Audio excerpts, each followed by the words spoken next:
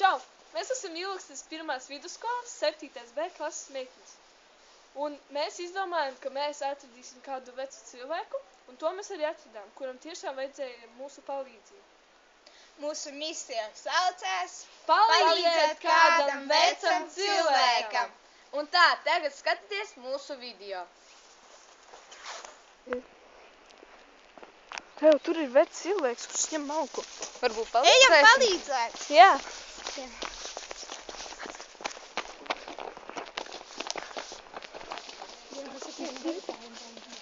Ejam palīdzēt! Labdien! Varbūt mums palīdzēt? Lūdzu, lūdzu!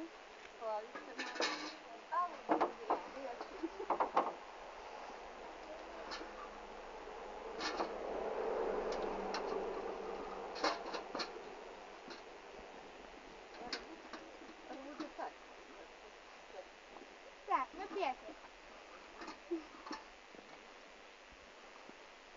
Nesam. Varam tā iznest uz mājām. Ejam.